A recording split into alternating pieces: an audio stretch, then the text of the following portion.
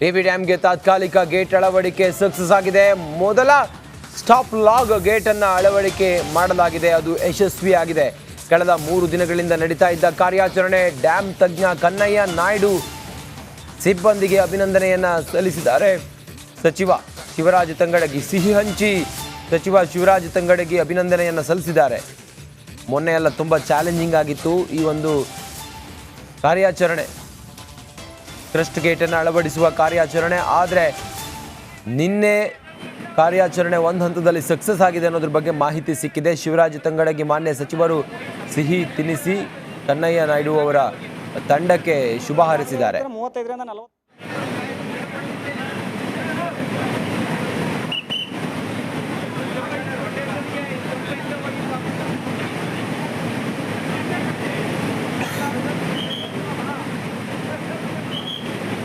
ಮಾನ್ಯ ಸಚಿವ ಶಿವರಾಜ ತಂಗಡಗಿ ಟಿಬಿ ಡ್ಯಾಮ್ನ ಕ್ರಸ್ಟ್ ಗೇಟ್ ತುಂಡಾಗಿರುವ ಹಿನ್ನೆಲೆ ಅದಾದ ನಂತರ ಅದಕ್ಕೆ ದುರಸ್ತಿ ಕಾರ್ಯ ಮಾಡ್ತಾ ಇರೋದು, ದುರಸ್ತಿ ಕಾರ್ಯಕ್ಕೆ ಎದುರಾದಂತಹ ಚಾಲೆಂಜ್ ಅದೆಲ್ಲದರ ಹೊರತಾಗಿ ಮೊದಲ ಹಂತದಲ್ಲಿ ಈಗ ದುರಸ್ತಿ ಕಾರ್ಯ ಸಕ್ಸಸ್ ಆದ ಹಿನ್ನೆಲೆ ಕ್ರಸ್ಟ್ ಗೇಟನ್ನು ಅಳವಡಿಕೆ ಮಾಡುವ ಮೊದಲ ಹಂತದ ಪ್ರಾಥಮಿಕ ಕಾರ್ಯ ಸಕ್ಸಸ್ ಆದ ಹಿನ್ನೆಲೆ ಸಿಹಿ ಹಂಚಿ ಅಥವಾ ಸಿಹಿ ತಿನ್ನಿಸಿ ಸಂಭ್ರಮಿಸ್ತಾ ಇರುವಂಥ ದೃಶ್ಯವನ್ನು ಗಮನಿಸ್ತಾ ಇದ್ದೀರಿ. ಮಾನ್ಯ ಸಚಿವರು ಶಿವರಾಜ ತಂಗಡಗಿಯವರು ಈ ಡ್ಯಾಮ್ ತಜ್ಞ ಕನ್ನಯ್ಯ ನಾಯ್ಡು ಮತ್ತು ಸಿಬ್ಬಂದಿಗೆ ಸಿಹಿ ಹಂಚಿ ಅಭಿನಂದನೆಯನ್ನು ಸಲ್ಲಿಸ್ತಾ ಇರುವಂಥ ದೃಶ್ಯವನ್ನು ಗಮನಿಸ್ತಾ ಇದ್ದೀರಿ.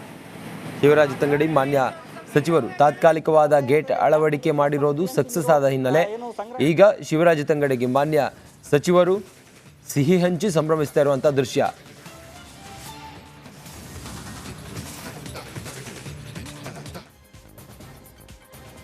ಈಗ ಟಾಪ್ 30 ಸುದ್ದಿಗಳನ್ನು ಒಂದೊಂದಾಗಿ ನೋಡೋಣ ಬನ್ನಿ. ಟಿಬಿ ಡ್ಯಾಂನ ಸ್ಟಾಪ್ ಗೇಟ್ ಅಳವಡಿಸುವ ಮೊದಲ ಹಂತದ ಕಾರ್ಯ ಯಶಸ್ವಿಯಾಗಿದೆ. ಈ ಬಗ್ಗೆ ವಿಜಯನಗರ ಜಿಲ್ಲಾ ಉಸ್ತುವಾರಿ ಸಚಿವ ಜಮೀರ್ ಅಹಮದ್ ಖಾನ್ ಸಿಎಂ ಸಿದ್ದರಾಮಯ್ಯನವರಿಗೆ ಕರೆ ಮಾಡಿ ಮಾಹಿತಿಯನ್ನು ತಿಳಿಸಿದರು.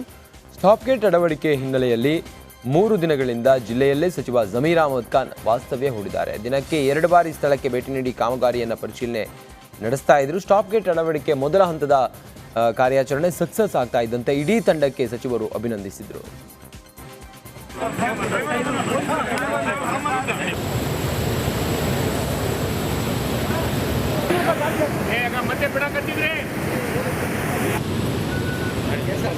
ಬೆಂಗಳೂರಲ್ಲಿ ಮಳೆರಾಯ ಅಬ್ಬರಿಸಿ ಬೊಬ್ಬೆರೆದಿದ್ದಾನೆ. ನಿನ್ನೆ ಸುರಿದ ಮಳೆ ನಗರದಲ್ಲಿ ಅವಾಂತರವನ್ನೇ ಸೃಷ್ಟಿ ಮಾಡಿದೆ.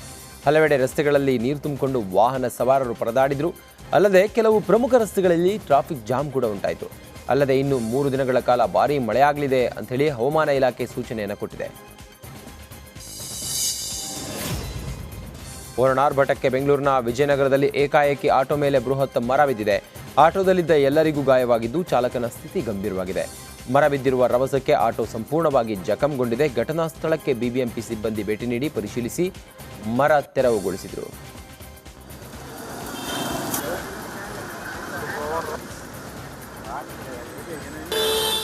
ಸರ್, ಆ್ಯಕ್ಚುಲಿ ಮಳೆ ಜಾಸ್ತಿ ಬರ್ತಾ ಇದೆ, ನಿಮಗೆ ಗೊತ್ತಿರಬೇಕು.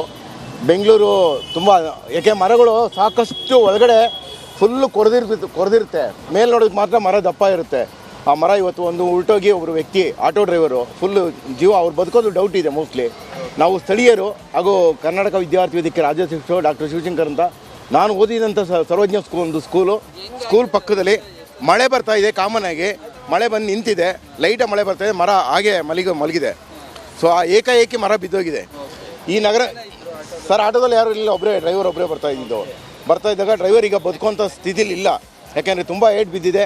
ಅವ್ರನ್ನ ಈಗಾಗಲೇ ಹಾಸ್ಪಿಟ್ಲಿಗೆಲ್ಲ ತೊಗೊಂಡೋಗಿದ್ದಾರೆ ಪೊಲೀಸರು. ಪಾಪ ಪೊಲೀಸರು ಬಂದೆಲ್ಲ ಕ್ಲಿಯರ್ ಮಾಡಿಕೊಟ್ಟಿದ್ದಾರೆ.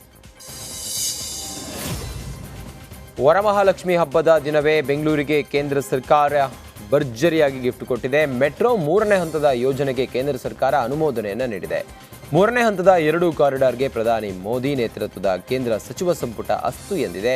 15,611 ಕೋಟಿ ಯೋಜನೆ ಇದಾಗಿದ್ದು 44.65 ಕಿಲೋಮೀಟರ್ ಮಾರ್ಗ ಇರಲಿದೆ. ಚಾಲಕನಿಗೆ ಗಂಭೀರ ಗಾಯಗಳಾಗಿರುತ್ತವೆ. ಗಾಯಾಳು ಜಿಲ್ಲಾಸ್ಪತ್ರೆಗೆ ದಾಖಲಿಸಲಾಗಿದೆ. ಅದೃಷ್ಟವಶಾತ್ ಯಾವುದೇ ಪ್ರಾಣಹಾನಿ ಸಂಭವಿಸಿಲ್ಲ. ವರಮಹಾಲಕ್ಷ್ಮಿ ಹಬ್ಬದ ದಿನವೇ ಅಡಿಕೆ ವರ್ತಕನಿಗೆ ಬಿಗ್ ಶಾಕ್ ಎದುರಾಗಿದೆ. ಚಿತ್ರದುರ್ಗದ ಅರೆಹಳ್ಳಿಯಲ್ಲಿ ಅಡಿಕೆ ವರ್ತಕ ಸಂಪತ್ ಎಂಬುವರು ತಮ್ಮ ಕಚೇರಿ ಲಾಕರ್ನಲ್ಲಿಟ್ಟಿದ್ದ 14.40 ಲಕ್ಷ ನಗದು ಹಣ ಮತ್ತು ಡಿವಿಆರ್ ಕದ್ದು ಕದೀಮರು ಪರಾರಿಯಾಗಿದ್ದಾರೆ. ಸ್ಥಳಕ್ಕೆ ಪೊಲೀಸರು ಭೇಟಿ ನೀಡಿ ಪರಿಶೀಲಿಸಿದ್ದಾರೆ. ಈ ಸಂಬಂಧ ಹೊಳಲ್ಕೆರೆ ಪೊಲೀಸ್ ಠಾಣೆಯಲ್ಲಿ ಪ್ರಕರಣ ದಾಖಲಾಗಿದೆ. ಕೋಲ್ಕತಾ ಪ್ರಕರಣ ಖಂಡಿಸಿ ರೇಪ್ ಪ್ರಕರಣವನ್ನು ಖಂಡಿಸಿ ಇವತ್ತು ಹುಬ್ಬಳ್ಳಿ ಖಾಸಗಿ ಆಸ್ಪತ್ರೆ ವೈದ್ಯರು ಮುಷ್ಕರಕ್ಕೆ ಕರೆ ಕೊಟ್ಟಿದ್ದಾರೆ. ನಗರದಲ್ಲಿ ಇವತ್ತು ಬಹುತೇಕ ಖಾಸಗಿ ಆಸ್ಪತ್ರೆಗಳ ಒಪಿಡಿಗಳು ಸಂಪೂರ್ಣ ಬಂದ್ ಆಗಲಿವೆ. ಸಮಾಜದಲ್ಲಿ ನಡೆಯುವ ಇಂತಹ ಕೃತ್ಯಗಳಿಗೆ ಕಡಿವಾಣ ಹಾಕಬೇಕಿದೆ. ಇಂತಹ ಕೃತ್ಯ ಎಸಗುವವರಿಗೆ ತಕ್ಕ ಶಿಕ್ಷೆ ವಿಧಿಸಬೇಕು ಅಂತೇಳಿ ವೈದ್ಯರು ಆಗ್ರಹಿಸಿದ್ದಾರೆ. ಕೋಲ್ಕತ್ತಾದಲ್ಲಿ ವೈದ್ಯ ಮೇಲಿನ ರೇಪ್ ಆ್ಯಂಡ್ ಮರ್ಡರ್ ಖಂಡಿಸಿ ಮಡಿಕೇರಿಯಲ್ಲಿ ಮೊಂಬತ್ತಿ ಹೊತ್ತಿಸಿ ಮೌನ ಪ್ರತಿಭಟನೆ ಮಾಡಿದರು. ನಗರದ ಜನರಲ್ ತಿಮ್ಮಯ್ಯ ವೃತ್ತದಲ್ಲಿ ಮಾಜಿ ಸ್ಪೀಕರ್ ಕೆಜಿ ಬೋಪಯ್ಯ ನೇತೃತ್ವದಲ್ಲಿ ಪ್ರತಿಭಟನೆ ನಡೆಸಿದರು. ಬಿಜೆಪಿ ಜಿಲ್ಲಾಧ್ಯಕ್ಷ ರವಿ ಕಾಳಪ್ಪ, ನಗರಸಭಾ ಮಾಜಿ ಅಧ್ಯಕ್ಷೆ ಅನಿತಾ ಪೂವಯ್ಯ ಹಾಗೂ ಬಿಜೆಪಿಯ ಪ್ರಮುಖ ನಾಯಕರು ಭಾಗಿಯಾಗಿದ್ದರು.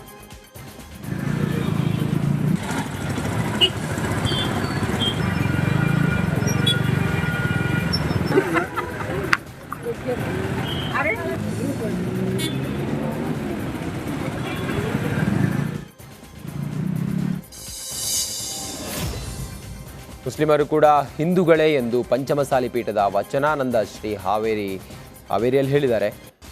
ಭಾರತದಲ್ಲಿರುವ ಪ್ರತಿಯೊಬ್ಬರೂ ಕೂಡ ಹಿಂದೂಗಳೇ, ಮುಸ್ಲಿಮರು ಕೂಡ ಹಿಂದೂಗಳೇ, ಶ್ರೀಲಂಕಾ ಅಫ್ಘಾನಿಸ್ತಾನದಲ್ಲಿ ವಾಸಿಸ್ತಾ ಇರುವವರು ಸಹ ಹಿಂದೂಗಳೇ.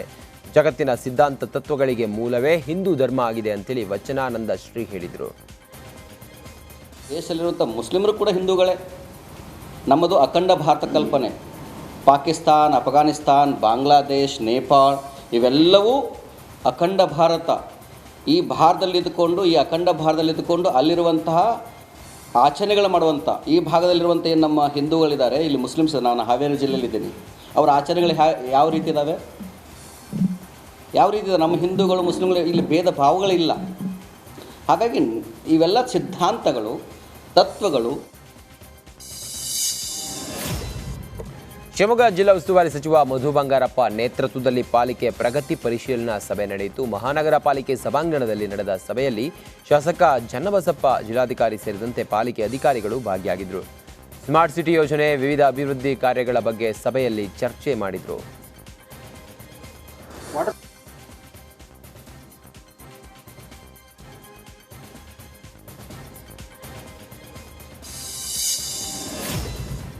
ಕೇಂದ್ರ ಸಚಿವ ವಿ ಸೋಮಣ್ಣಗೆ ತುಮಕೂರಿನಲ್ಲಿ ನೀಡಲಾಗಿದ್ದ ಕಚೇರಿಯನ್ನು ವಾಪಸ್ ಪಡೆದು ರಾಜ್ಯ ಸರ್ಕಾರ ಬಿಗ್ ಶಾಕ್ ಕೊಟ್ಟಿದೆ. ಈ ಬಗ್ಗೆ ಚಿಕ್ಕಮಗಳೂರಿನ ಬಾಳೆಹೊನ್ನೂರು ಮಠದಲ್ಲಿ ಪ್ರತಿಕ್ರಿಯಿಸಿದ ಕೇಂದ್ರ ಸಚಿವ ವಿ ಸೋಮಣ್ಣ, ನಾನೊಬ್ಬ ಕೇಂದ್ರ ಮಂತ್ರಿ, ಅದು ನನ್ನ ಹಕ್ಕು. ಈ ಬಗ್ಗೆ ವಿಚಾರ ತಿಳಿದ ತಕ್ಷಣ ಮುಖ್ಯಮಂತ್ರಿಗಳಿಗೆ ಫೋನ್ ಮಾಡುತ್ತಾ ಇದ್ದೇನೆ ಅಂತ. ಆದರೆ ಅವ್ರು ಸಿಗ್ತಾ ಇಲ್ಲ ನನಗೆ, ಅವರೊಂದಿಗೆ ಚರ್ಚಿಸೋದಾಗಿ ಹೇಳಿದ್ದಾರೆ. ನೋಡಪ್ಪ, ನಾನೊಬ್ಬ ಲೋಕಸಭಾ ಸದಸ್ಯ, ಬಹುತೇಕ ಕಡೆ ಮುಖ್ಯಮಂತ್ರಿಗಳೇ ಅದನ್ನು ಆದೇಶ ಮಾಡಿದ್ದಾರೆ.